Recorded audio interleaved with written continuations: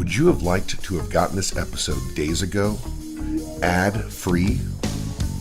Well, you can. Just go to patreon.com/RussoCoon TWC and support the show. The show is the only blackballed wrestling podcast in the entire world, and we really appreciate our patrons, but you get a lot for your money if you go to patreon.com/RussoCoon TWC. Not only do you get this show early, but you get bonus shows, as many as 4 a month, and once in a while we'll drop something free on there. And you can even do a level where you get t-shirts, phone calls from Vince, shout outs, all kind of cool stuff. Just go to patreon.com/RussoCoon TWC. Welcome to Truth with Consequences.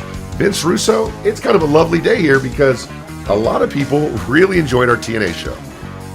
Yeah, no, Matt, I enjoy talking about TNA because, Matt, again, I tell people I was at WWE for less than 5 years. I was at WCW for 9 months.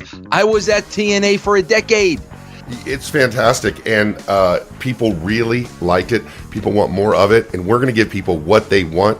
And speaking of what they want, we had a free Patreon this week where you talked about AEW, so you didn't even have to sign up for Patreon to hear that at patreon.com/RussoCoon TWC. We also gave him a little bit of an exclusive as far as a conversation you had with Shane McMahon this week, and it's exclusive to Patreon, right?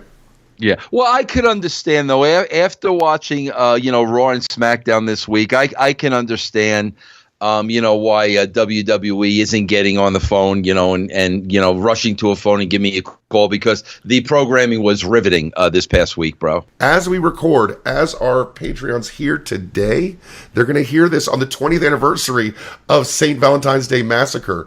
And St. Valentine's Day Massacre was the first time Steve Austin and McMahon got in the ring together. McMahon's fresh off winning the Royal Rumble. When did you first discover, talk about your boss, the longtime announcer, Vince McMahon, getting in the ring as a wrestler? Bro, literally, we probably started having that discussion, the week following the prior pay-per-view. I mean, literally. And was that the Royal Rumble? The Royal Rumble was before this, right? Yes, and he won the Royal Rumble. Yeah. So when we're sitting down and booking prior to the Royal Rumble, we know he's winning the Royal Rumble. We lay that out, and then we start writing the following Raw, knowing that in February we're leading to this match. So literally 4 weeks is the amount of time we built towards this match. The writing that took place leading up to the St. Valentine's Massacre takes us from the day after the Royal Rumble, and we'll talk about that Royal Rumble another time, I'm sure. You guys are on 13 consecutive weeks beating Nitro. It's a sellout at the American West Arena in Phoenix, $13,538, paying $274,000, paying $8 a head for merchandise. You guys are doing massive business. When things are going good, like you and I right now, things are going good with our podcast. When things are going good, everybody's kind of in a good mood, right? Oh yeah, bro. When the boys are making money, everybody's in a good mood. Not only that, bro, we talked about it earlier in the show. When you're making money and you have creative freedom, bro, there's nothing more you could want.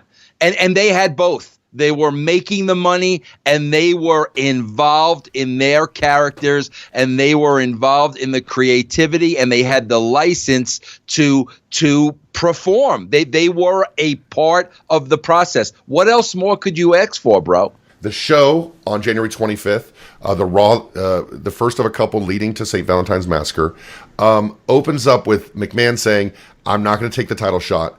I'm giving up my title shot. I'm going to point it to someone else."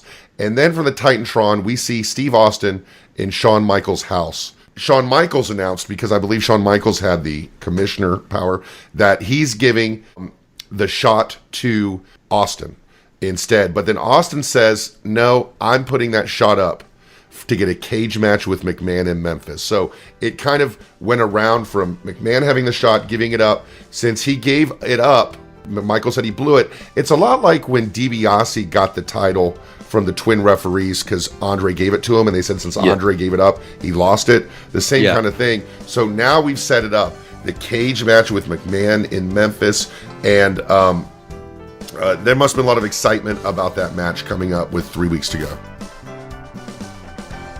In the interest of time, I cut out a lot of Vince's rants on the modern day product, but I'll tell you what, if you want more Vince Russo, all you have to do is go to russosbrand.com. He is doing shows every single day over there with Disco, with Bin Hameen, with Stevie Richards, Raw and SmackDown recaps, castrating the marks, so much more. It's a great value. It's on the Realm Network. It's like less than $1 a week, and you get all the Vince you can handle without me editing it out.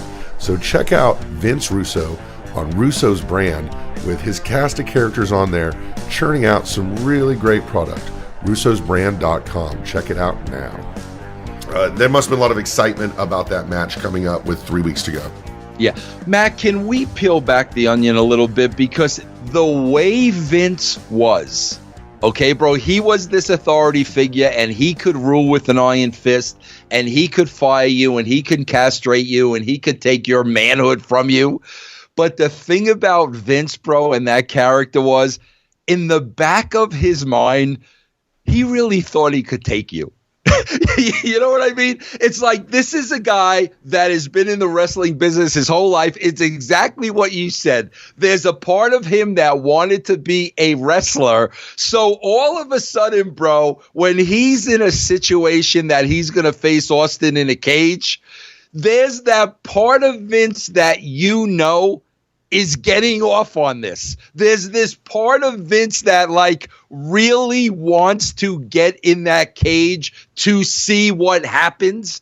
And it's always there. There's that part of him that bro, look at me. I work out every day. I could take Austin. I really believe I could take Austin. And I think that's the part of it that people don't freaking realize. Without saying it and without thinking it, it really was, this guy's got a freaking pair of grapefruits because he really believes he can beat up Steve Austin. That you never get that with Stephanie. And there's stories of Vince, taking finishers of wrestlers in a bar to wrestling, legitimately wrestling Brock Lesnar, Yes. And it's leading us to the next Raw, which is on February 1st, 1999. 14th win in a row from WWF and a sizable margin over WCW, doing a 5.72 rating and an 8.5 share to a 4.66 rating and a 6.8 share. Over the head-to-head 2.5 hours, over the head-to-head 2 hours and 5 minutes, Raw's margin of edge was almost a 1.5 with Nitro doing a 4.24 rating.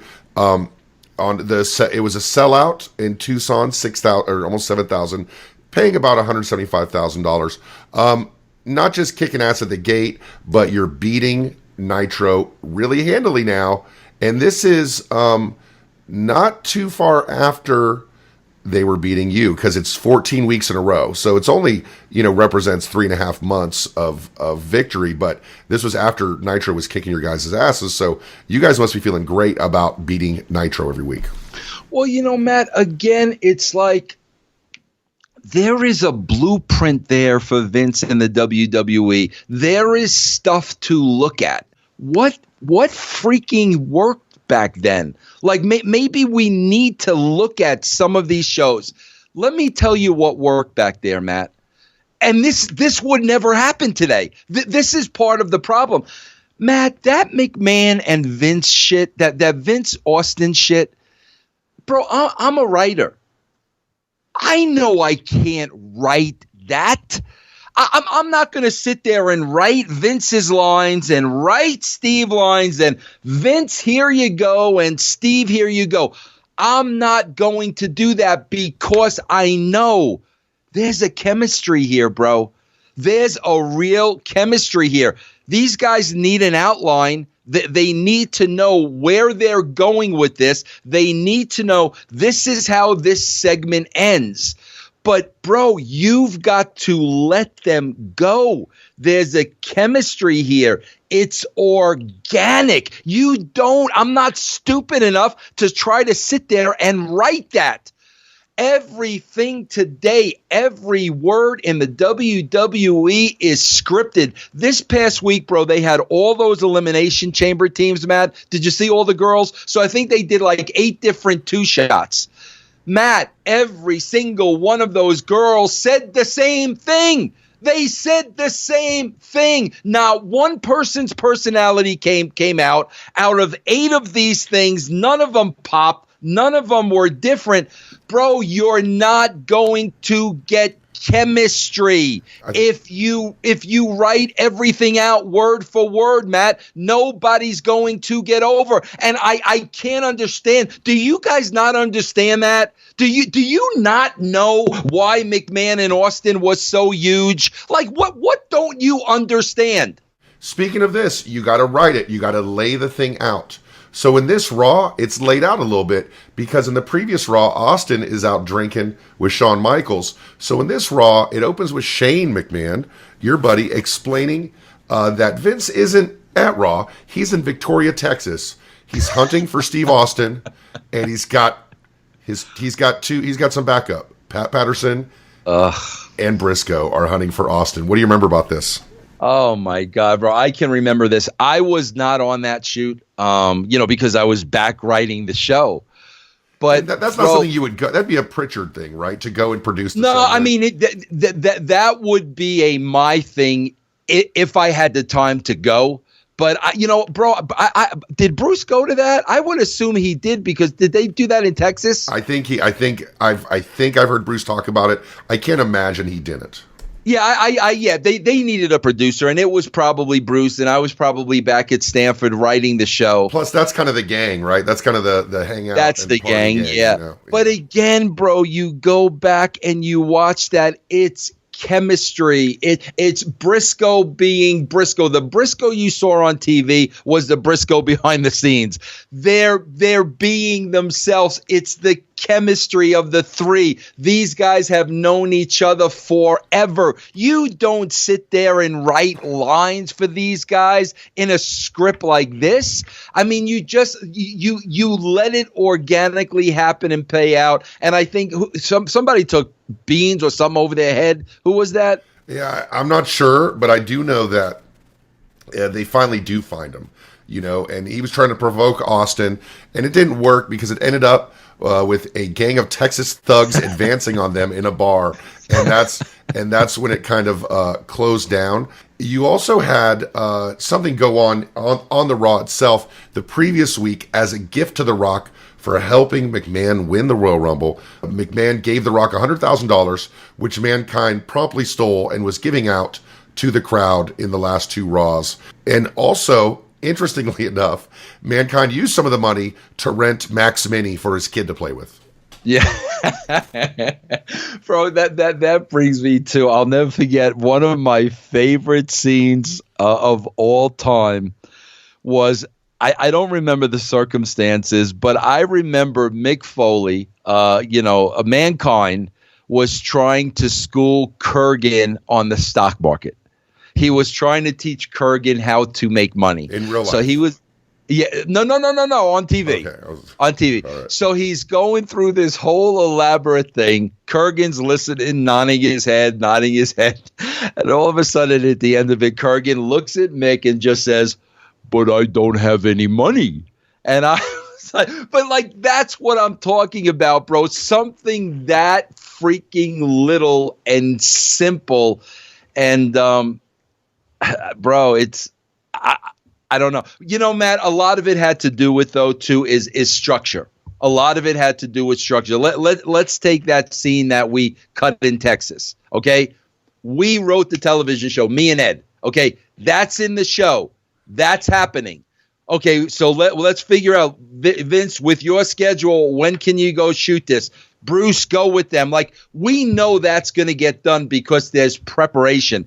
Bro, I was just reading a news story yesterday, and I don't know if it's true or not. I take everything with a grain of salt. I have to believe it's true because what I'm watching. Bro, I'm reading yesterday that part of the problem backstage is like they're not even getting scripts in on time. Like they don't even know what they're doing till they arrive at the building. The talent doesn't know what they're doing till they arrive at the building. Well, bro, the reason it's that way is because there are so many people involved in the process. Bro, when we wrote it, we know this is being shot. We know what day it's being shot. I know Bruce is going. Me and Ed are back at the office. We're working on the shows. I'm calling Rock, and I'm saying, Rock, this is what we got for you this week. Think about it. Anything you want to change, anything you want to tweak, we'll talk at TV. Steve, this is what you're doing this week, bro. This is what we got out. Take some time to think about it. Preparation. Bro, you can't have that when there's 30 people involved in the process. The following Raw, of course, you guys are still winning. And I mean, it's just like more and more winning, dude. The Raw at the Sky Dome in Toronto drew the largest crowd in the history of the 3+ year Monday Night Wars. Largest crowd ever. And also the largest crowd they've ever drawn there since Hulk Hogan turned on. Hulk Hogan wrestled my favorite wrestler of all time, Mr. Wonderful Paul Orndorff, in the same building. I keep saying it, but you guys are hitting on all cylinders. You guys are heading towards St. Valentines Massacre, WrestleMania. You guys have signed Paul White. You guys have inroads with Chris Jericho. It seems like just the quickest turnaround possible, for you guys. As a writer, how much did it inspire your creativity? How successful you were being? Really zero, Matt. Because and people, I say that to people and they don't believe me. But, bro, you never had a second to stop and smell the roses. Never. There's next week's show. And, bro, that's what we're always thinking about. Next week's show. Okay, this show was great. How's next week's show going to be better? And I'm just telling you, Matt, whether we were getting trounced or whether we were kicking WCW's ass, we never really thought about it. All we really thought about is, okay, man, next week's done. Last week is done. How are we topping that this week? How is this week going to be a better show? Matt, I tell this story all the time, man. I was so entrenched in the wrestling bubble that while we're going through this period, Matt, I'm oblivious to how over this is getting. I'm oblivious to it. And Matt, I'll never forget, there was I was able to get a weekend off or something. Okay, Matt? And I took my kids to Universal Studios, my kids and my wife to Universal Studios in Florida. Okay? Matt, I swear to you, I'm walking around Universal Studios, the theme park. Every third person had an Austin 316 shirt. And that's when the reality sunk in. It's like, Vince, you're writing a television show every week, and that's your job, and you got to write the best show possible. But holy shit, that's when it dawned on me, bro, this thing is freaking huge. I was oblivious to it up to that point. With this Raw, I just want to, we're really just following this one storyline, but I do want to talk a little bit about something else. The show opened with Jason Sensation doing several impersonations of people. He was really good at it. Recently, Jason Sensation was in the news. I don't know if you're aware of this, where he said he was going to take a gun to Raw and shoot himself in the middle of the ring, and people freaked out and maybe got some help. What can you tell us about Jason Sensation, the impressionist? Bro, you don't know if I was aware of this. When I saw that, you were the guy. That's right. You got on that shit. That's right. Oh, I'm sorry, I was dude. bro, what the, bro? I took that. I did not take, bro. Listen, Jason's one of those guys. I've kept in touch with Jason for all these years. Yeah, you were on top of it. You were trying to get a hold of it. I remember that now. Oh my God. I think that was before I worked with you, but I remember you doing that. Yeah, bro. He's one of these guys that wrestling has ruined his life. I mean, ruined his life, bro, because here was a kid on Monday Night Raw did every impression of every talent, was very young, got a taste of the spotlight, was absolutely incredible. And then, in WWE, style, kicked to the curb, never heard from them again. He has never been able to rebound from that. I have kept in touch with him for the last 20 years because I know how fragile he is, and I'm always, trying to get his spirits up of how talented and how great he is and blah, blah, blah. And then when I saw that text, I was like, bro, like, this is serious shit. Like, either he's going to do something or he's crying out for help. And that's when, like, I wrote to him immediately, and I'm like, bro, like, what the frig? And, thank God he got back to me right away. So, Jason, we hope you're doing well. Give us a holler. Love to have you on the show maybe sometime. Yeah. So in this Skydome show was advertised with a Mankind Austin headline match. It didn't happen. No one really cared. It ended up with Austin having to be run through a gauntlet of corporation members. It's something that we've seen copied again and again and again, stacking the deck. Now, we've seen the deck stacked before, but you guys would do the thing where, like, we have the guest timekeeper, we have the guest announcer, we have the guest this, and this time he has to go through the whole corporation, and then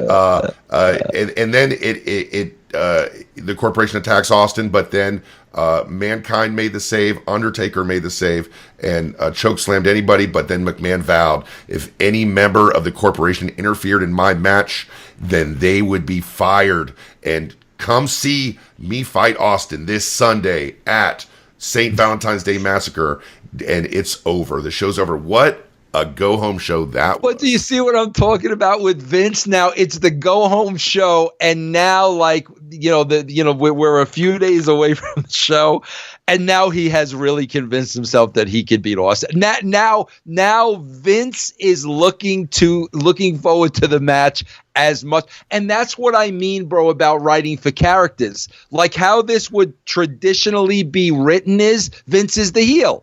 So Vince is backing off. Vince is the coward. The word they love to use is the coward because Vince is the chicken shit heel. But as we're writing this, like Ed and I realize, bro, Vince thinks he could take Austin. Vince ain't going to run from Austin. Vince will take an ass kicking from Austin before he cowers to Austin. And we wrote this according to Vince's personality. Going into now St. Valentine's Day Massacre, it was in Memphis. Memphis has a long history of wrestling. Everybody knows about the big houses in Memphis. But of course, the event set a record, broke all Memphis wrestling records with 19,000 people packing the arena. That says a lot, Matt. I didn't even realize that because Memphis was the hotbed. We're talking about an area that could sell out like an 8,000, 9,000 seat arena every Friday night, right? Forget about it. Yeah. Forget it. Yep. Over $300,000 in gate, over $143,000 in merchandise. So we're talking, about a $450,000 gate in 1999. You guys are making money hand over fist. But you know what though? Like, here's what I'm talking about. Do you know every single one of those people went to that event so excited, bro? You know what I'm saying? I mean, we're talking, Matt, about 7th game of the World Series excitement. That's what we're talking about here. I mean, bro, seriously, I know the Elimination Chamber is in 3 days, 4 days, whatever. Like, what are we excited about? Like, it's only Thursday, and I'm thinking about, oh shit, I gotta watch this shit for 3 hours. Think about that compared to this event. And the people, going with their families and their kids. You're in college, you're going with your buddies, you're a guy, you're bringing your girlfriend. The anticipation of, like, what the frig are they going to do? God, bro, that's what it's all about. So a story about this event is that Jim Ross wasn't there. It was really the first promotion of Michael Cole. Meltzer in the Wrestling Observer says that Cole was clearly overworked and exhausted as he was making the kind of mental errors as far as screwing up names.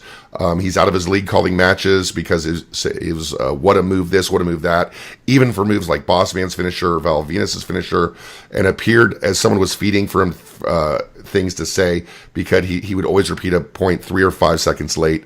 Was Michael Cole struggling at first as a play-by-play guy replacing Jim Ross? Yeah, I mean, bro, first of all, like, I would not be the least bit surprised. I guarantee you, Matt, think about this for a second.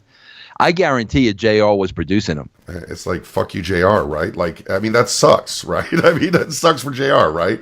Like, it's like treating a guy who's going to take your job, you know? But it sucks for both of them because here JR is producing him.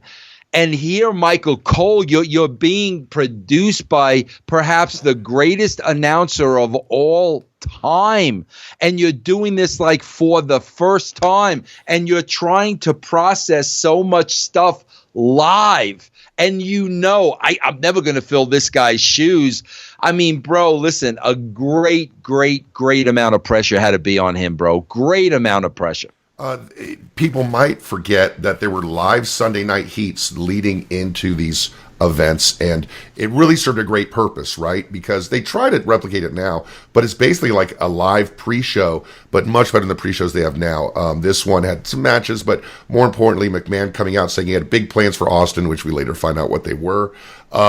And the show ends with McMahon calling out Austin. Shawn Michaels instead shows up instead. But Meltzer reports that Austin came out, but they were running long. Whatever the point was supposed to be anyone's guess because the show went off the air in mid-interview. How hard was it to coordinate these heats going into the pay-per-views at first? Because this was new territory, right? Yeah, no, bro, this was like a infomercial. I mean, that's all it was, bro. This was an infomercial. This was a last minute sell, bro, to get them to buy the pay-per-view. I mean, that's exactly what it was designed to do. Are you like busy on pay-per-view days, or are you chilling on pay-per-view days? Nah, there's no chilling, bro. I mean, I'm busy. I'm busy just making sure, because, bro, keep in mind, back then the pay-per-view was just like the television show. So there were vignettes in the back. I mean, we were shooting all day long. So I was, that's what I was doing, bro. I was shooting the vignettes. Bro, the one thing I always would do on show days and pay-per-view days, just make sure everybody's ready. I'll give you a perfect example. What do you mean, Matt. ready? What's ready? Ready. Like I'm getting in their mind. I'm getting them in the moment. Back in this day, who was like, get the hell away from me? And who was, what do I do? Bro, let me tell you something. You knew, as a writer, I knew when to leave talent alone, and I knew when talent needed me. Okay, bro. When I'm the writer and I see them going over their match, I never interrupt two wrestlers going over their match. You never do it. I've seen that scene before, and I turn the other way and look like I didn't see it, or I'm not paying attention. Like, it's a very like respectful thing, Yeah, but here's the thing: this is where they appreciate me and the writer and the producer. A lot of times, bro, they're wrestling on that card. So the bottom line is, if they got to go out and cut a promo, bro, they're thinking about the match. That's what they're thinking about. So if I'm there refreshing their mind about the promo, getting them in that moment for that promo, bro, worry about the match after the promo. Let's get this promo done. Then you worry about. They appreciated that match. There was never, get the hell out of here. They appreciated being reminded because, like I said, bro, they're thinking about the match and they're going to forget the little things. Somebody messed up and gave me my own show. Total Engagement with Matt Kuhn, brought to you by WrestleZone.com, which is the most widely viewed wrestling news site on the entire planet. It's Total Engagement with Matt Kuhn on the MLW Radio Network. Now, we've got our second episode coming up just tomorrow, but last week We had a long interview with Joey Ryan. We talked to D'Lo for a couple seconds. I had a couple current WWE talent talk to me about AEW in Saudi Arabia, as long as they remain anonymous. We had kids reading hate tweets. We had my employee watching Joey Ryan versus Hangman from All In. He's not a wrestling fan. He had to describe what he saw. Lots of fun. Lots of people talking about it. It's WrestleZone.com presents Total Engagement with Matt Kuhn on the MLW Radio Network. Just go to totalengage.net or search it on your favorite podcast app. Was Austin somebody that once, like, I can't imagine coming up to Austin the day of and inserting yourself in or something. Like, maybe he'd come to you, but, you know, maybe you wouldn't go up to him because he knows what he's doing at this point. A lot of times, bro, when it was something like that, all I would say was, like, I'd look at Austin or I'd look at The Rock, and, like, here's what I would say, bro. You got this? That's it. And they would either say yeah, or they would have one question about something. But that's what I would always say. You got this? If they told me they got it, fine. If they didn't, they would ask me a question. And so you're doing this continually during the night of the card? Yes, absolutely. The only time I'm really done, bro, is I can watch the main event. Like, the last thing in the ring, like, I'm done. I'm done now. Now I can watch the main event, and now I could see how this thing plays out.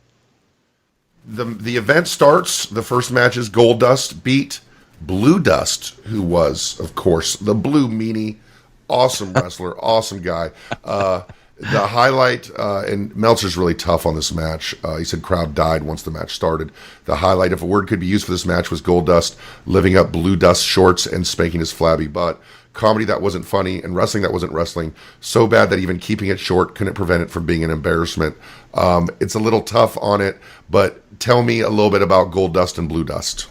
Well, you know, first of all, bro, you know, Meltzer's looking for a 5-star match. Okay, Dave, we get it, bro. Okay, but this is a long night of wrestling. Like, let's open up light. Let's open up with a little comedy with two characters that are way over. You know, again, bro, I'm not saying, oh shit, let's not book this match because we'll expose Meanie. No, bro, this is an entertainment match with two freaking characters that are well defined, and it's kind of just to let's open this hard. This night is going to get very serious.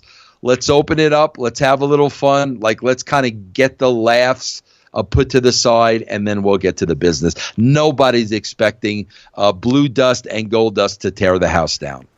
But as far as Blue Meanie goes, a nicer guy you couldn't find.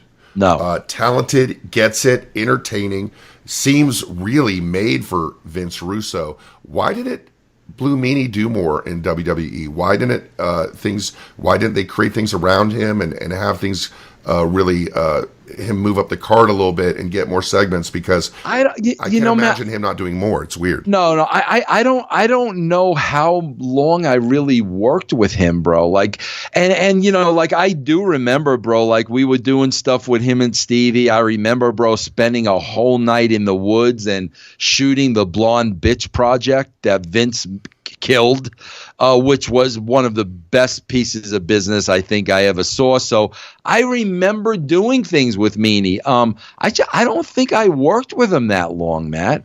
Second match, Bob Holly won the vacant hardcore title, beating Al Snow in 10 minutes.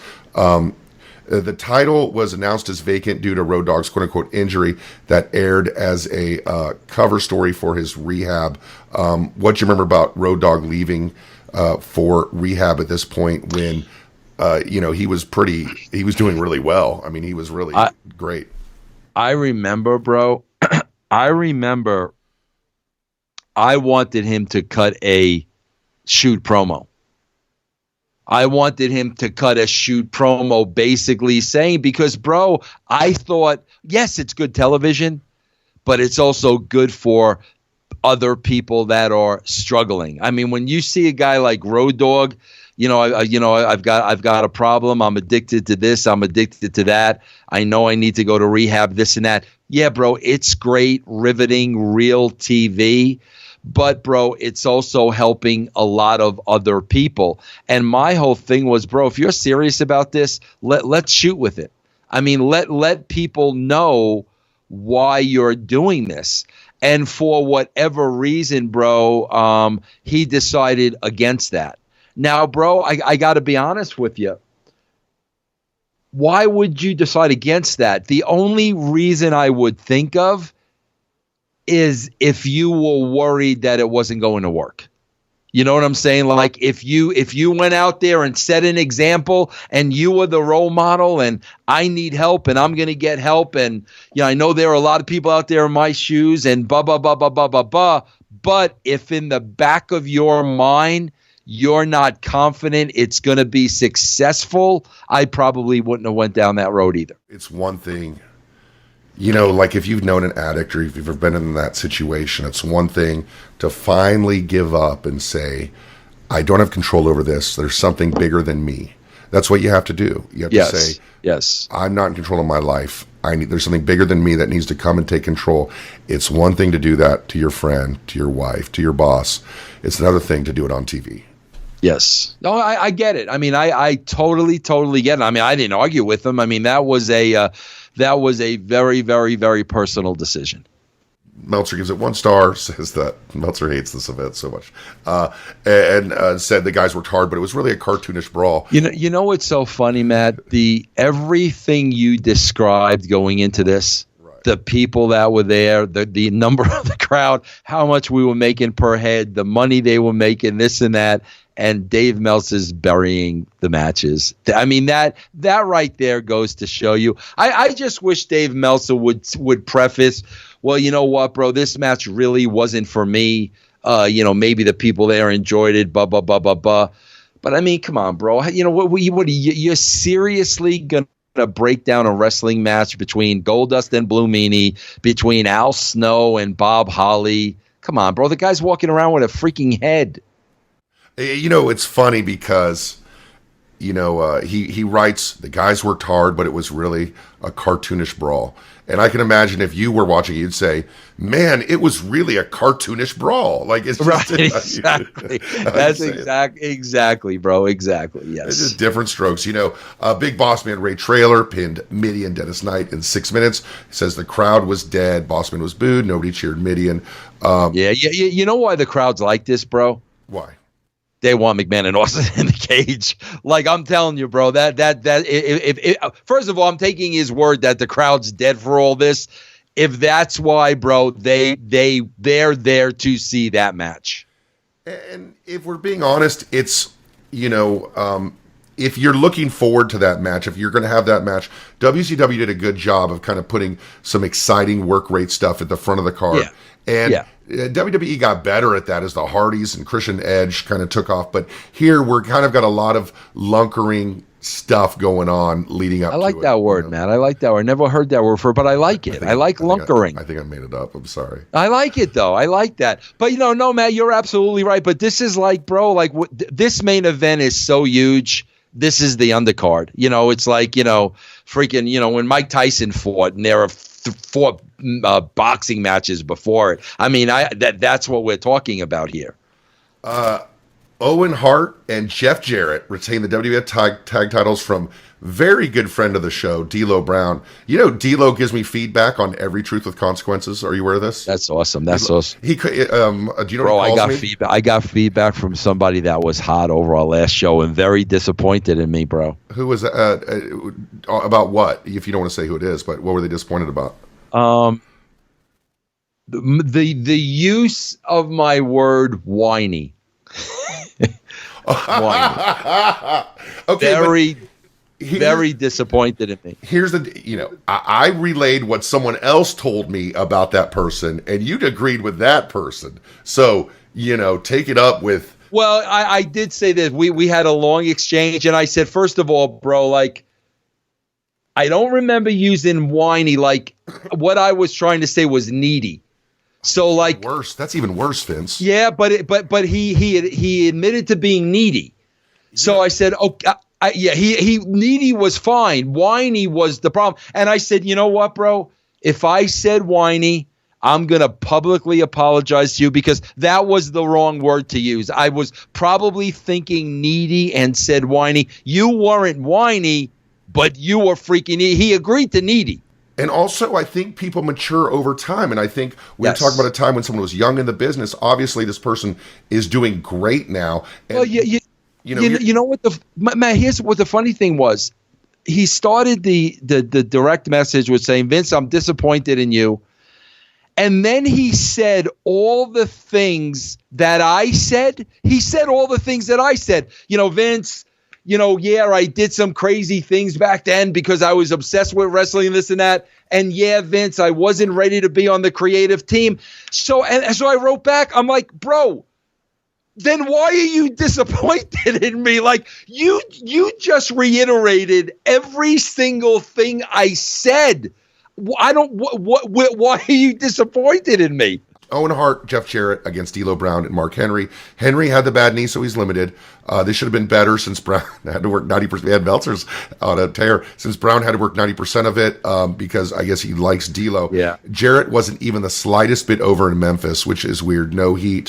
One thing that happened is that there's a couple valets in this match. Deborah, of course, and last week they introduced someone brand new, Ivory. We talked about her on our Killer Queens episode. A great hire for WWE, the entire package, Ivory.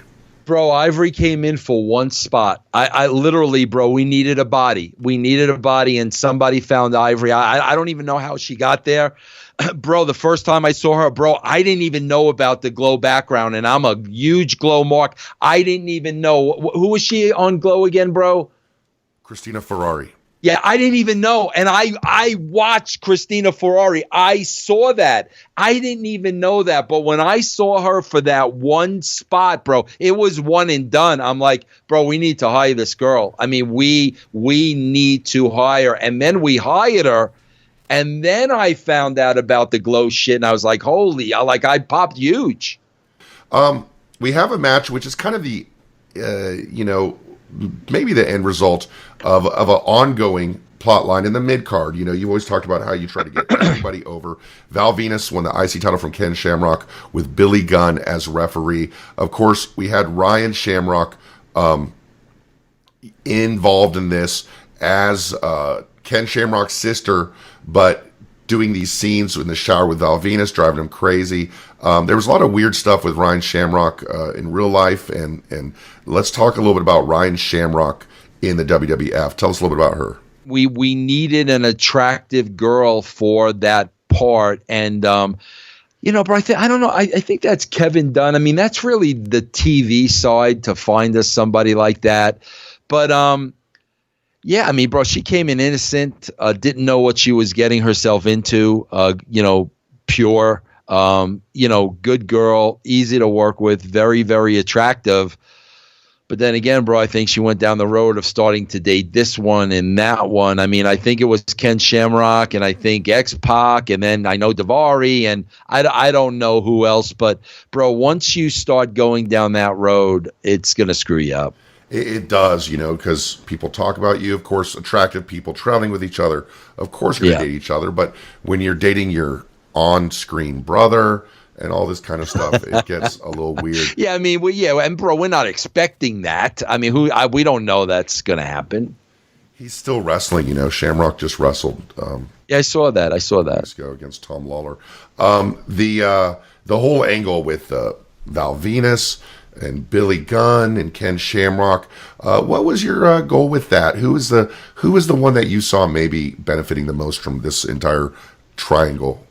How really all of them, bro. I mean, these are three great three great athletes to begin with, and they all have character. They're all very, very different. I mean, bro, we're going into this looking to get all three guys over. We're not looking to get one guy over at the expense of the other two. We're really looking to progress everybody. With the Ryan Shamrock Val Venus angle, you guys pushed the envelope a little bit. Where was your stop point when it came to kind of sex and innuendo?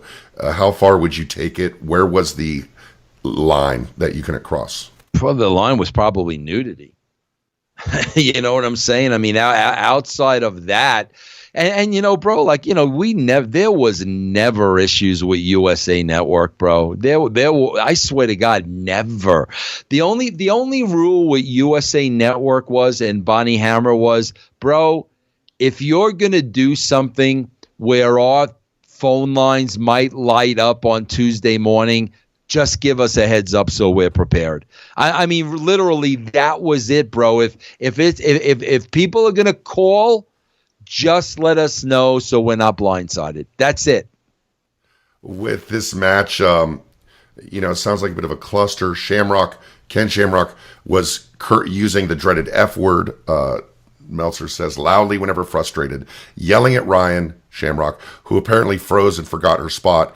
And Ken told her loud enough to be picked up to slap him, which she did. How many times have you been, as a writer, backstage and you're going, oh shit, they forgot? Oh, a lot.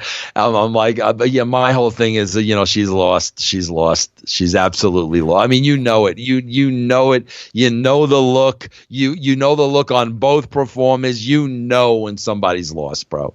There's been some great instances in the past, whether it be, Eddie Guerrero going, where the fuck is Vicky? Or whether it be Shawn Michaels jumping off the top rope just to kick Vader because he was mad at him. Can you think of any particular train wreck that happened when someone forgot a spot or a moment? God, bro. No, I'm sure I could if I had some time to think about it. But, bro, that's the thing, man, because, like, even when I was a talent for a little while, that's the biggest fear, bro. It's the fear of forgetting something. Bro, my fear when I performed was I never wanted to make anybody look bad. I mean, that was my concern. Like, I cannot make them look bad.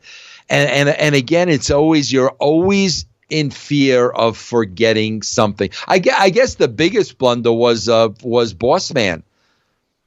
Oh yeah, the corporation, the big pay-per-view, right. Survivor Series. He's supposed to come out, right? Yeah, he forgot to go out for the biggest spot of the night, maybe the year. Standing around and yeah. It's like, what are you doing here? Yeah. Kane and Chyna. Chyna just turned on DX the week before that. Beat Triple H and X-Pac. Shane McMahon came to ringside to commentate. Meltzer says, mute button alert. God, it's just so funny when you're looking at the success of this show, and he hates that this show is successful. He hates it because it's everything that he's against. And again, Matt, this is what I don't want to get into it with you, but this is where we get into journalism. Okay, bro, you hate this. We get it. But you've got 19,000 people that are here in the building because they love this. You've got to try to look at this subjectively. What are they seeing that you're not seeing?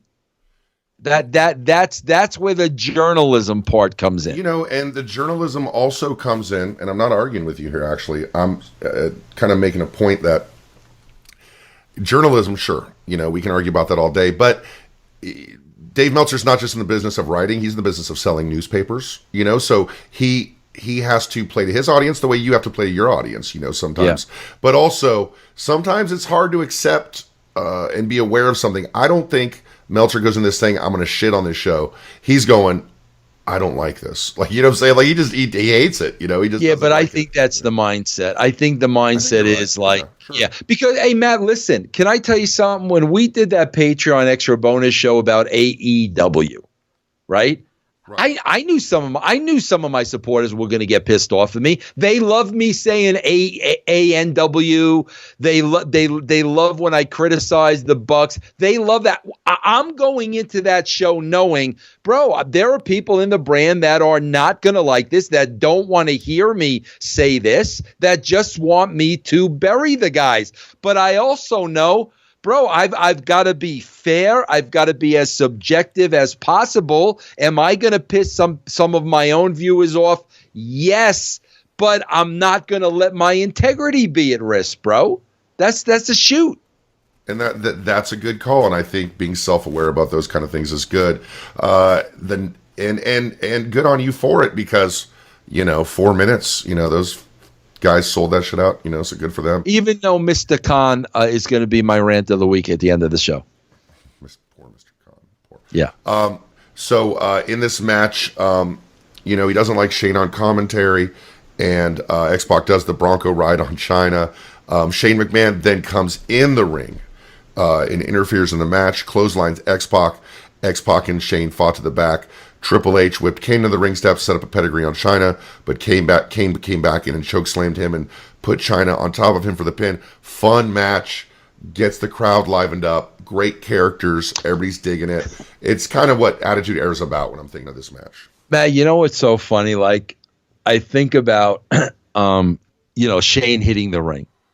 Okay, bro? And just you saying it and me visualizing it, bro, like, he loved that shit. Like, you know what I mean? Like, bro, he is a guy that's the son of Vince McMahon, the heir to the fortune, bro.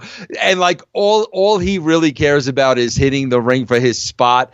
And bro, like, I remember that, bro. And the reason why I'm bringing that up is because, bro, I hated being an on-air performer, because I knew being an on-air performer was taking away from what I really was supposed to be doing.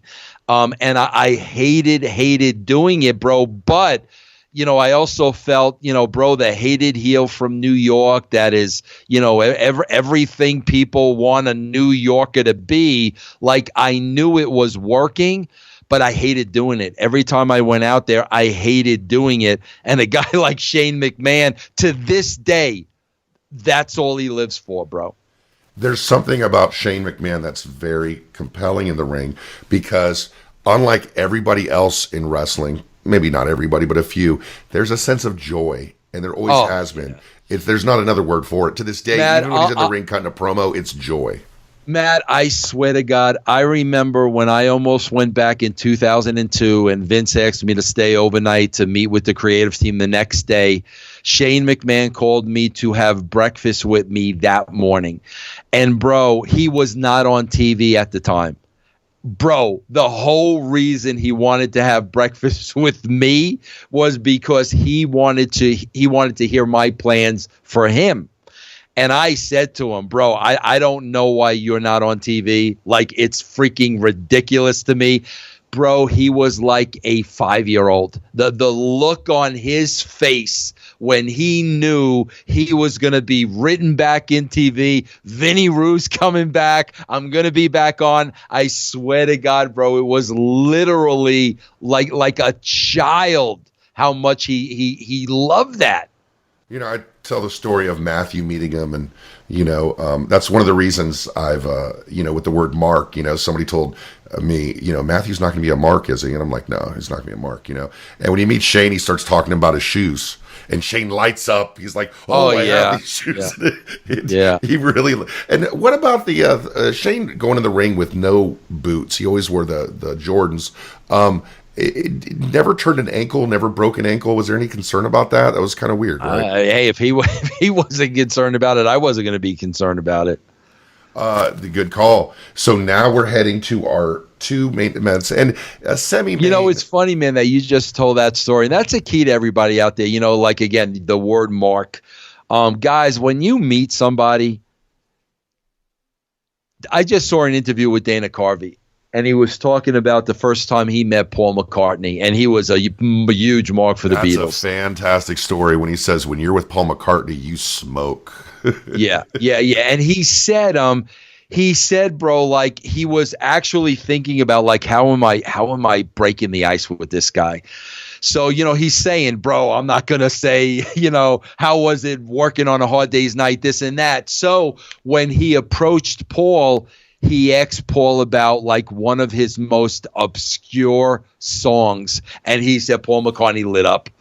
He lit up. And same with Matthew and the sneakers. Guys, keep that in the back of your mind, man. When you meet somebody, don't ask them the same thing that everybody always asks them. Think of something that will interest them, bro, I guarantee you, if you approach them that way and you make it about them, they'll want to have a conversation with you. I promise you. Yeah, like when I talked to Kane and I talked about his mayoral campaign, he was all about it. Oh yeah. But if I said, "Hey, what about that time you hooked the car battery up to Shane McMahon's nuts?" He'd have been like, "Yeah, get out of here." Yeah, exactly, man, exactly. It's also respectful because, man, can you imagine what it's like to be these people, to have to, not that it's like you say, when you meet someone, you always are polite to them, but to have to hear this stuff 10 times a day, it would just drive you crazy, Yeah.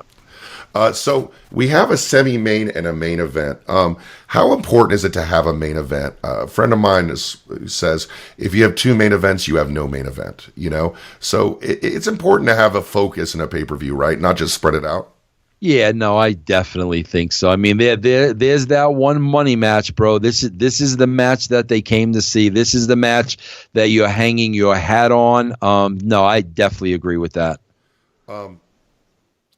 With this semi-main, it is Mankind resumed. Presumably, I guess it's not decided at this point. Retained his WWF title going into a no contest with The Rock in 20 minutes. It's a 10 count knockout rule, standing last man standing match. The fact that Meltzer goes on reports that it's a 10 count knockout rule means that it wasn't really a common thing at the time. They were really just trying to find different ways to get these two guys together who had so much chemistry, right? Yeah, and really beat nobody. You know what I'm saying? You always give the guy the excuse, you never beat me, you never pinned me. I mean, and obviously in this case, with both guys so over and both guys on the rise, you got to be careful because you got to give somebody an out for losing the match. Now, I believe we talked about this on the on one of our Patreons, but the art of the table. I always wondered how the table worked. I always thought it was shims, and you said that there's like a thing that the announcers pull out from under the table. The announce desk, yeah. From the announce desk. One key, bro. You pull out one key, and the table will literally. The announcers have to be careful. Because if you pull it and they put too much weight on it, it'll collapse. It's like it becomes like IKEA furniture when you haven't finished it. It like slides and shit, right? Yes. So, they have. Matt, can I point something out to you before I forget? Because I'm going to forget this. Remember, for our Patreon fans and guys, please check out Patreon. Also, please check out Russo's brand. Matt, remember we just saw how Mick Foley got himself a title match against The Rock? Right. I guarantee you that's how they're going to get Becky Lynch in the match. Ronda Rousey is going to get Charlotte in a compromising position. She's going to say, there's not going to be a main event. I'm going to break her arm unless Becky Lynch is put back in that match. I guarantee you that's what they're going to use to get Becky in the match. They've used it a few times. They used it with Seth Rollins and Edge, where he was going to. I remember that. Through, and they used it with something with Concrete once. Concrete blocks with somebody. I can't remember who that was, but they've used it a whole bunch. I wouldn't doubt that they use it again. Yeah, because it also too in their mind that will position Ronda as a baby face again.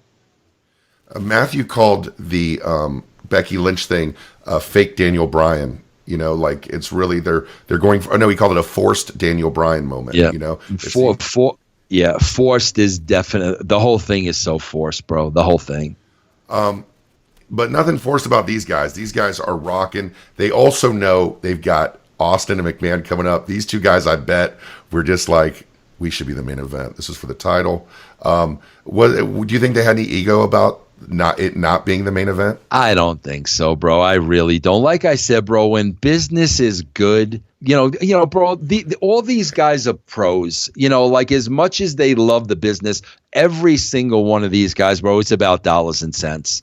And as long as they're making money, they get it. Matt, I was surprised to hear, like, I'll see interviews with The Rock here and there. And, man, I get very surprised when I hear him say, like, there were some people that did not like him. You know what I'm saying? I mean, bro, when I was working with him, I never had a sense of people not liking him. Now, maybe after I left, when he got more and more over, I mean, I don't know if he changed. I mean, I don't know. I wasn't there, but I could tell you, man, during this time, I didn't know anybody didn't like The Rock unless I was just being oblivious and naive. Is it possible that maybe people didn't like him because he shot to the top so quickly? And, you know, there's jealousies that take place with everybody when they're successful. Yeah, I mean, that had to be it, because he was he was a hard guy not to like. I mean, I just got to tell you, bro, he was a hard guy not to like. In this match, of course, they are going over the top. They use the steps a lot. You know, someone says they're 300 pounds. Other person said they're 200, 250 pounds. You ever lifted up those steps, Vince? You ever grabbed them? No. Mankind delivered a neck breaker on the floor, of course. Set up a pile driver on the table, but in an infamous spot, The Rock flipped him over, and Mankind hit the American table, and his legs hit the Timekeeper's table. Mankind did not mind taking that announcer table bump. When it came to taking that, you know, the breaking the announcer table, is that something a talent would maybe want to do and come to you about, or is that something you would say for people? How do the politics of that? I'm not involved in any of that. I mean, I'm not involved in any of that. So if they're going over their match, you know, perhaps it gets brought up. Then, you know, yeah, you know, bro, if a Pat Patterson or somebody like that is involved, you don't have to get it clear with Vince. You just got to make sure nobody else is doing that same exact spot. But that would not be for me to write. The finish was both of them. Mankind used a Sacco Claw, but Rock used the Rock Bottom, and both collapsed. It appeared neither would beat the 10 count. They staggered up, simultaneously delivered chair shots, and they both went out for the 10 count. And they tried to sell the brutality of it with going out on stretchers, taken away in twin ambulances, and the audience didn't love it. Meltzer says they need to emphasize more on television that these guys shouldn't care about winning and losing, but these poor souls in Memphis who just didn't want a non-finish just don't get it. That it was a great finish, right? Yeah, that's not a great finish, but you know, listen, everything Meltz is saying at this point, I got to take with a grain of salt. I mean, honestly, bro, but according to him, the fans haven't reacted to anything, you know, tonight, and I find that really, really hard to believe. But here's the thing, bro, like you talk about Mick and Rock maybe being upset that they're not in the main event. Bro, I guarantee you, while they're doing all that shit, I guarantee you freaking Austin is watching in the back on a monitor saying, how in God's name are we going to top that? I'm sure backstage at this point, would Austin and McMahon be together? Would they be talking? Would they be going it over? What was that process like, do you think, previous to their match about to take place? You know what, bro? I would think they got all that business over before the show started, because, you know, Vince is going to be heavily involved in running the show. So I guarantee you, bro, they probably spoke about all that stuff before the show started, and maybe like in Gorilla, you know, like right before the match, if they had to discuss anything last minute, they probably did there. They were not going over that match for 2 hours. If there was something that needed to be worked out or ironed out, would that be something that was sent between somebody? Would they have gotten out of their rooms, or would they have talked about it? What do you mean?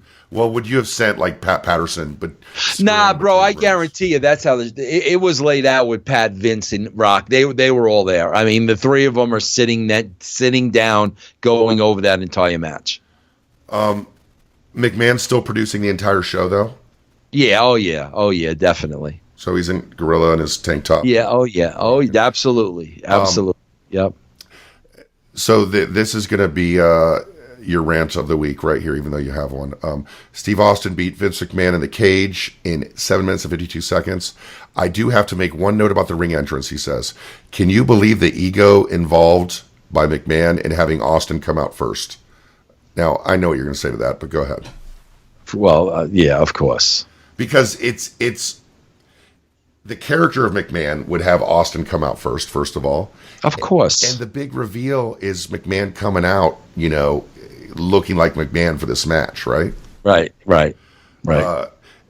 So are you watching this match backstage? Yeah. What are you thinking when you see these two? I mean, the place is on fire. These guys are finally going one-on-one. They are confined by a steel cage. Like, it's going to happen. We've been waiting for a long time for Vince McMahon to get his comeuppance. In a lot of ways, this had to be a very satisfying moment for you. Bro, I swear to God, Matt, it's like I'm watching this like a fan. I really am. I'm just watching this like a fan. I'm enjoying it like a fan. I want to see what they do out there, just like everybody else that paid to see it. I don't know how they laid out this match. I know what the finish is. I need to know that to write the TV. I have no idea how they laid out this match. I want to see it just like everybody else. Was there any part of you at this point in time, any part at all, 1%, 2%, that maybe wanted to get in the ring the way Vince was doing? No, hell no. Wasn't even on my radar, bro. Hell no. No.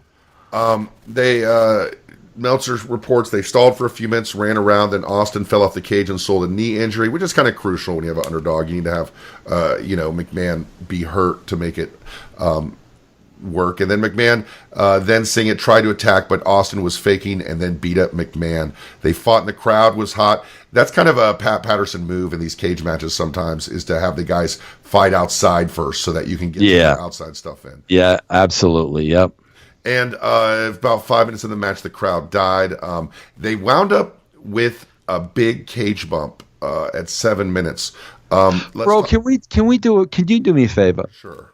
With there being no crowd response and the crowd dying 5 minutes into this match, can we look at this show for Patreon, please? We are definitely going to watch this show. Because I want to see the dead crowd. I want to see 5 minutes into this match, the crowd is dead. I want to see that with my own eyes. And I'll tell you what, we do a Attitude Era watch along for our highest levels, but let's give the Super Bros and higher, which is an easy level to get on, a sneak peek at that. Of course, our highest levels will also get your Attitude Era watch along. So our Super Bro bonus this month will be St. Valentine's Day Massacre. Right. How does that sound to you? I love it because I want to see this for myself. And man, let me tell you, a dead crowd in 1999 is not a dead crowd in. Yeah, and I can't imagine, because first of all, bro, him saying a dead crowd has nothing to do with me. Like, I have nothing to do. Once they said get between those ropes, I got under it. I cannot believe for a second Vince McMahon and Steve Austin are going to allow the crowd to go dead. I can't believe that for a second, bro. And of course, if you would like to hear Vince talk about, Vince, you keep mentioning Raw and SmackDown. If you want to hear Vince talk about Raw and SmackDown every single week, there's only one place to do it, and that's at russosbrand.com. Talk about all the great stuff going on at Russo's Brand. Yeah, I do a great Raw and SmackDown review with Stevie Richards and Ben Hameen. It's very, very thorough. We all watch the show. Then, of course, we do Castrating the Marksman, where we just take clips. Bro, you had to hear freaking Jason Powell's rant yesterday. That was one of the best things I've ever heard. I DM'd him about it, bro. I put him over like $1 million. He went on this rant, bro, about going to the movies, and now all he wants is popcorn. But now, like, there's 30 different ways to get your popcorn, and all he wants is effing pop. Bro, it was brilliant. It was absolutely brilliant. Jason's great. Why do you call him Marbles? He speaks clearly to me. How did he get that name, Marbles? I think he had some marble mouth, I think, early on. And what else you got going on the brand? And the other thing with the brand, which is a highlight of the brand, is Lions, Tigers, Bears, and Disco. And with the Great Disco Inferno, every week, every Friday, we go over the news in detail of the entire week. There's a lot. There's a different show on every day at the brand, less than $1 a week. And of course, if you want to just see what the brand's about just a little bit, you just listen to 8 days a week, and it kind of gives you little clips of all the shows to see what's going on. And you don't have to be a brand member to hear that, right? You don't have. Yeah, and also on 8 days a week, I talk about everything else other than wrestling. So if there's stuff going on in my personal life, stuff going on in the news and entertainment, that's where I talk about all that every week on 8 days a week. And you can sign up for the brand, russosbrand.com, with the Realm Network for pennies a day. It's a fantastic deal if you're looking for something in addition, and of course that full Vince Russo experience. Yeah. And you got to get back on Twitch with me, bro. People missed our show last night. People were looking for our show. Yeah, that would have been a good one to do for sure. Make sure to check Vince out on Twitch. Vince is on Twitch all the time, and you get the most people during those Raw and SmackDowns and the pay-per-views. Yeah, they love watching you in pain. They love the pay-per-views for some reason. They love watching the pay-per-views with me on Twitch. I don't know why, bro. I mean, but they really enjoy that. This match, the match of the main event, had the big cage bump, and it's something that kind of triggered your memory a little bit here, where Vince is at the top of the cage, he takes a header to the top of the cage, springs back magnificently through the air, and takes a back first bump through the announcer's table. You must have lost your mind when you saw that. Well, bro, first of all, I was watching it back today, and it's like, bro, you didn't I don't know if I ever realized how big a dude Vince was. When you look at that bump, like, Vince is a big dude, bro. Yeah, he's a little he's a little clumsy, just a little bit, but he's very muscle bound, and he's big. He looks just like a giant flexed bicep. Bro, if Vince would ever hear you say he's a little bit clumsy, forget about it, bro. I think I could beat him in a foot race. I mean, yeah, that would not sit well with him. But the other thing about it is, think about this. So he's on the top, he's wrestling, he's holding his own, he's winning the Royal Rumble, he's taking a bump through the air, through the table. Dude's 52 years old, man. 52. Is that insane? It's insane. I was just saying the same thing about Shane the other day. I'm like, bro, Shane's 50-something. Like, why is he tag team champion? Like, seriously, bro. Like, you're 50-something, bro. Stop. Enough. So then they get back into the cage, and Austin whips McMahon in the cage, and then we get to see McMahon doing the deed. He gets a big time juice job. He is bleeding profusely, and he gets up to leave. Austin gets up to win, but McMahon flips him off, and Austin can't leave, and it happens again. This is high drama. This is all Pat Patterson. Bro, do you think Mr. Coon will be blading himself at any AEW event anytime soon, bro? Oh my God, I can't even imagine. Bro, that. Think about that. Think about that, man. Bro, this is Vince McMahon blading himself. Think about that, bro. Oh, you mean Mr. Khan blading himself? Yeah, Mr. Khan. Yeah, what did I say? You said Coon. Oh, yeah, no, Mr. Khan. I was very confused. I was like, no, I don't think so, Vince. Bro, think about this is Vince McMahon blading himself, bro. It's and what about this visual of McMahon just getting up and the corners of his mouth coming down, and he finds the strength to give him the old man flip off, and Austin comes back and hits the stunner. This is high drama, Vince. And the crowd's silent. Not anymore. No, not anymore. And there's no way that Vince... The first pop of the night. The crowd pops for the first time of the night. Here we go. There's no way that Vince can pull this out as the matches begin to finish, except from under the ring comes Paul White. Named Paul White. I don't think they came up with a name for him. He makes his debut in the match. Throws Austin in the stage, which collapsed from the impact. Austin ends up winning because White threw him into that side of the cage, which came off. It was a big shock to see Paul White. That's awesome, bro. That's great. That's a great finish. I forgot all about that. Let's talk a little bit about Paul White, the Big Show, the Giant. Bro, you know how we got the name The Big Show?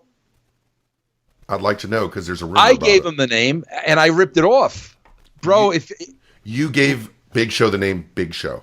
Absolutely, and ripped it off. I mean, bro, at the time on ESPN, Chris Berman was doing a show called The Big Show. Right, because that was an extension of SportsCenter. He would call SportsCenter The Big Show, and then he went off to his own show called Welcome to The Big Show. Yeah, right. And that's where I got The Big Show from. I gave it to him, but I totally stole it from Chris Berman. Do you know what people think The Big Show stood for? He had a big wiener. TBS. Oh, God. No, bro. You can thank Chris Berman for The Big Show. I promise you. Let's talk a little bit about... I never even heard that before. That's the first time I ever heard that. Yeah, that's a thing. People think that because it was so weird. You know, I never liked the name. I got to be honest. I didn't get it. You know, like I understand where it comes from now. It came from Vince Russo. But... Yeah. And I'm not crazy about it either. I'll be honest with you. Now, you know, like, I think it, you know what I didn't think worked about it was it depersonified him a little bit. Yeah, you know? I hear that. Yep, I agree with that. But you couldn't go with Paul White. That was just no good, you know? Yeah. Paul White, you know? Yeah. But let's talk a little bit about his arrival in. When did you first know they were talking about him, and when did you first start knowing for a fact he was coming in? God, I think Vince told us in a creative meeting, and I think I was actually at Vince's house when he came to the house and met Vince for the first time. I think that's where I met him. As can't miss as it gets, apparently, you know, coming in, he had won the title from Ric Flair. He was young. He was athletic. He could do kip-ups. He could do moonsaults. He was this giant man, great look. But maybe they weren't aware of everything they were getting with him, because when he gets there, it appears he's a little green in the ring and also green in his interactions with people. Is that fair? Yeah, you know, bro, unfortunately, I did not get to work with him that long, man. I wish I would have got to work with him longer. You know, bro, but it was, I think it was a little bit more than that. I think it was a little bit of, okay, bro, the WCW was kicking our ass for like 83 weeks, and I only know that because of Eric's show. I just gave him a plug. And now we're kicking your ass. Like, so don't think you're just going to come over from WCW and be part of the family. You know what I'm saying, bro? I think it was a little of that, to be honest with you. So there's a bit of judging him unfairly because he was from WCW. I would say so, yes. Was there a bit of that kind of... And also, bro, I remember, and if I knew this, the boys knew this. Okay, bro? I remember specifically, Vince signed him to a very lucrative 10-year deal. And I guarantee you the boys knew that. The boys caught wind of that. So now here's a guy coming in from WCW, already making a lot more money than a lot of the guys on the roster. Bro, he's going to have issues. When I'm relaying that, you know, maybe he was a little green in the ring, he was a little green outside the ring, I think that's just from Mr. White's own words. And when you hear him talk about it, I think he's rather tough on himself. He was 27 years old. He's coming into unfriendly territory. He's got a huge contract. Not to mention that whole kind of Matt Morgan type deal where you come in and you're this giant guy, right? He's coming into a really tough situation. Yep. Yes, he is. And first of all, bro, very intelligent guy, very, very smart guy. Bro, I never had an issue with him. He never showed me an ego. I never saw that star. You know, I mean, I never, ever had an issue with him when I worked with him. And he coming out was a big moment, this giant with his hair and his look. And then that was the end of the match. St. Valentine's Day Massacre in the bag. I think, you know, again, you know, when you hear people like Meltzer or Wade Keller report on this, you know, they said generally, you know, it was a mixed bag, but the main event cage match was a success. But you looking at it overall, you have to say, well, the whole thing worked, right? Absolutely, bro. The whole thing worked, bro, before the bell rang for the first match. So the big story was the 53-year-old Vince McMahon, who had never worked a lengthy match, was out there for 19 minutes, this is Meltzer, between a lengthy pre-match brawl and an actual cage match, took one of the craziest bumps you'll ever see, was far less limited a performer than anyone had the right to expect. That's the real story, right? Is that this dude came in and didn't shit the bed. Like, he was great. Yeah, bro, he is my fondest memory on this. Now, this is the after effect, okay? First of all, bro, I talk about it all the time. There's a whole chapter dedicated in my book, my first book, Forgiven, to a guy by the name of Richie Curtis.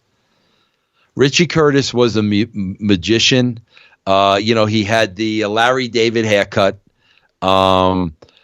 Great guy, small in stature, little scrawny guy. But bro, he took care of all the special effects we needed. I mean, he was a legit magician. Okay. He called himself the Magic Man. Buried alive matches, coffin, body there, body not there. That's Richie did all this shit. Okay. So, bro, I wrote a whole chapter about him because these are the unheralded people that you can't have a wrestling show without. Like, I knew I could ask Richie to do anything, bro, and he would figure it out. Okay. So, bro, I'll never forget. Match is out. The place clears out. We're outside of the cage, and it's me. It might have been Kevin Dunn, and it's Richie Curtis. The three of us. Okay. I think it was Kevin Dunn. And Vince is, Kevin's talking about the spot and this, that, and the other thing. And Vince is talking about that Richie rigged the table wrong and the table didn't break the way it was supposed to. Okay, bro?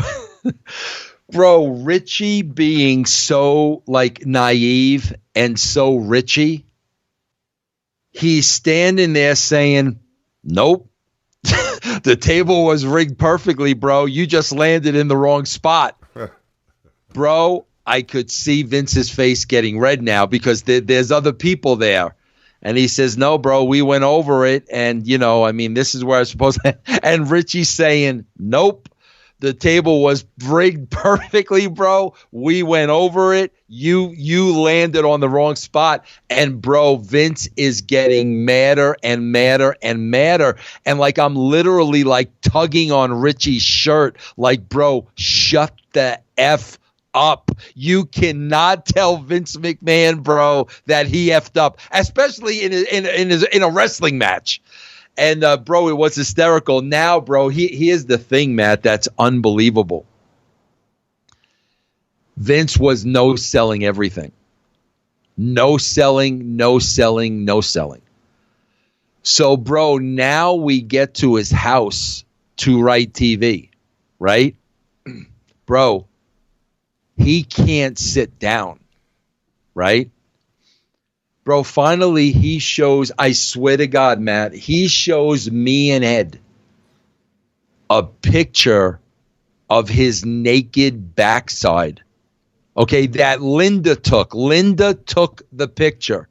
Matt. No one is surprised at this. Matt, I swear to you, both complete cheeks, both of them, Matt, black and blue. There wasn't a spot of skin. Both cheeks, black and blue. Bro, Linda pleaded with him, begged him to go to the freaking doctor. Vince not only was no selling it, he wasn't going to go to the doctor. Finally, Linda broke down and she made him go. Bro, his entire ass, I never saw anything like it before or since. Freaking black and blue. And the guy was no selling it. No freaking sell. I mean, bro, you can't sit down. Like, what? Like, bro, you can't sit in a chair, bro. Maybe Vince knew that bump was hard to take. He had to take it backwards. That's maybe why he didn't give Richie a hard time. But man, that's insane. Black and blue entire the whole thing, butt. The whole thing, Matt. I swear to God, man, I never saw anything like it in my life. Is that a unspoken or spoken rule? Don't argue with Vince in front of people. Oh God, yeah. Are you kidding me, bro? I mean, first of all, you're really pushing it, arguing with him one-on-one. I mean, you're really pushing it, bro. You argue with him in front of people, forget it. Like, forget it. One of the best stories I've ever heard is someone who worked closely with Vince. Nobody that anybody knows I know, but like he was telling a story about how Vince berated him in front of people, and he took Vince aside and he said, "Hey Vince, these people have to respect me, that work around, and when you do that, you can't talk about people because if talk about me in front of them like that because it makes them disrespect me. If you could do that for me." Do you know what Vince said to him? I have no idea. "Well, fuck them and fuck you." And he pointed right in his face. I can see that, bro. I can definitely see that, man. And he was saying he's trying not to laugh because it was so cartoonish. It's just I can see that, bro. Yep. Well, that brings our 20th anniversary to the St. Valentines Massacre. A great moment in time that everybody remembers the first time that Vince faced Austin in the cage as well, with Paul White as well. It leads us to the next Raw where things kind of shift more over to Mankind versus The Rock a little bit, and they're going to do a ladder match. This was a great little walk through memory lane, was it not? Oh yeah, absolutely, bro, absolutely. And I'm looking forward to watching it. I really am. So now let's get to we named the segment last week. Vince Russo, "Are you kidding me, bro?" Okay, now I'm going to be calm about this because I'm really trying to help them out. Bro, there was somebody sent me something on the DM today. Somebody put out a video of the top 7 things that AEW needs to learn from TNA. And you know what was number 1 on the list? Not to hire Vince Russo as a writer. Okay. Bro, did we just not do a show on 2 million viewers, bro? I was not going to bring this up, but on the way to school today, my son said, we're not going to advertise who it is, but so-and-so buried Vince Russo today. I'm like, what are you talking about? He's like, the lessons of TNA, and number 1 was don't hire Vince, and they went off on Vince. Yeah, I don't even know who that was, and I don't care, and I don't want to know, but we just literally did a show on TNA getting 2 million viewers. But anyway, I don't care about that. I'm going to be calm about this because I'm really trying to tell him in a positive way, Mr. Khan. He made castrating the marks yesterday. Okay? This is logic. Matt, this is 100% logic. It's logic. God, it's bro. He's reiterating everything the wrestlers he's hired have told him, or he's reading in the dirt sheets. He's reiterating. And the scary thing to me is it's reminding me so much of Dixie Carter. Like just so much of Dixie Carter where nothing he's saying is original. Everything he's saying is stuff that he's heard. So that's very concerning to me. Matt, can we pause for 1 second? Dog. Yeah, I don't know what's going on. Oh, it's totally cool. Okay. Are you ready? Yeah, so Patreon members, we stopped for the dog. We're not going to edit this out so we can get it to you as quick as possible. Oh, I'm sorry about that, bro. Oh, no worries at all. It's there's not a pause or anything. I just stopped it. But so it's concerning to me because like I'm seeing so many traces of Dixie reiterating things other people are telling her because she really doesn't have an opinion of her own. So maybe that's why I'm sensitive to it. But he made castrating the marks yesterday because he made a comment, bro, where it's like, brother, like in this comment, Matt, he's talking about he thinks that AEW can bring back viewers that have left wrestling. Okay, bro, that's what he's saying. Literally 30 seconds later, he's saying, talking about again the concentration of wins and losses. And it's like, Mr. Khan, like, please, bro, with all due respect, MMA killed the professional wrestling, the WWE pay-per-view business. There no longer is a wrestling pay-per-view business because of MMA. Because at the end of the day, if you had $50 to spend 1 month on a pay-per-view, bro, you're going to pay to see the real fight instead of the fake fight. If you got to make a choice between the two, I'm going to watch MMA. That's what happened. Mr. Khan, everybody on this planet knows wrestling is a work. They know the outcomes are predetermined. They know that. How can you possibly think you're going to bring back people that stopped watching wrestling? And there are millions and millions and millions based on the competition and the wins and losses in fake fights.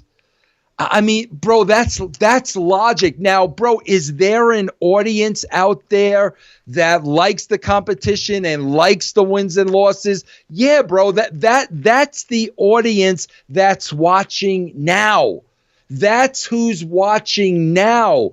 But, bro, like, how you believe that formula is going to bring back the people that turned away? Bro, people turned away from wrestling because wrestling got more and more and more away from what we just talked about for the last 2 hours. The more wrestling got away from storylines and characters and the Mr. McMahons and the Steve Austins, the more it got away from that, the more and more and more of the casual fan base left. Those people started watching MMA, the real fights. So, bro, I'm telling you, please, if part of your plan is to bring the casuals back, that's not the way you're going to do it. And logic will tell you that. It doesn't be me being Vince Russo's got nothing to do with this. Bro, you got to look at not what people are telling you and what they are feeding you. Bro, look at the logic. And like I say, bro, I want them to succeed. But, bro, you are not going to get people that stopped watching wrestling to watch it again based on the athletic athletic competition and wins and losses. That's not how you're going to get them back, bro. So I see what you're saying. I think they're saying that it's going to be a component of it to make the wins and losses count a little bit more, because I've heard you say sometimes, why are they losing here? Why are they winning here?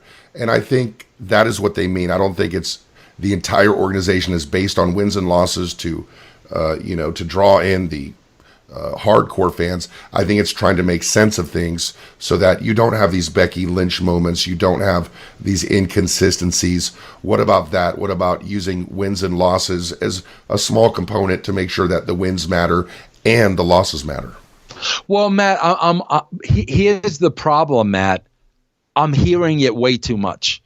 You know, this isn't something that was said once.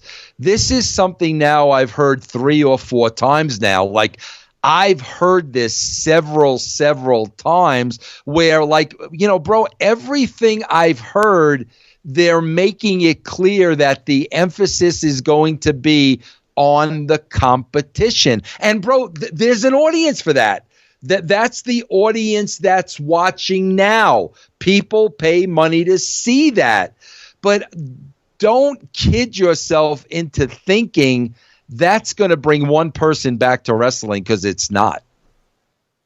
And that is, are you kidding me, bro? I think this has been a great episode covering St. Valentine's Massacre. Of course, your take on AEW owner Tony Khan as well. Make sure to check out the brand, russosbrand.com, our Patreon, patreon.com/RussoKoonTWC, which is doing awesome. And of course, my new show, which is Total Engagement with Matt Coon. Everything's going pretty good. Do you know who your next guest is going to be? Can you promote that? I can't promote it, but I can promote this. It is now, since we started taping, we have finalized the deal to have my show be in partnership and powered by WrestleZone.com, which is the most widely viewed wrestling news website on the planet. And so hopefully we'll have a guest announcement soon, but that's kind of a big deal, so I'm happy about that as well. Cool. Good for you. Good for you. Yeah, WrestleZone is the only site that I really go to because they have a lot of pictures. But you like Wrestling Inc. too? I like Wrestling Inc. Yeah. And Vince, and I support Marbles. Is Marbles? What does he do? ProWrestling.net. ProWrestling.net. I promote Marbles. Should he sell marbles? He should, bro. It'd be huge, bro. You got to hear his popcorn rant. I'm telling you guys, bro. Sign up to the brand just to hear his popcorn rant. It's the best promo I've heard in the last 10 years. I'm going to listen to it because I love Jason. I love this show. This was a great episode. Vince, thank you so much. What's your final thoughts on McMahon Austin 1? I'm really looking forward to watching it. I mean, seriously now, bro. I forgot all about the Paul White thing. Like, I forgot. I had no, when you told me about this, I had no idea what the finish was. I didn't know. But I'm real curious to go back and watch it now. Awesome. Make sure to tune in next week. And if you want to watch us watch it and listen to us watch it, do so on patreon.com. We'll see you next week on Truth with Consequences.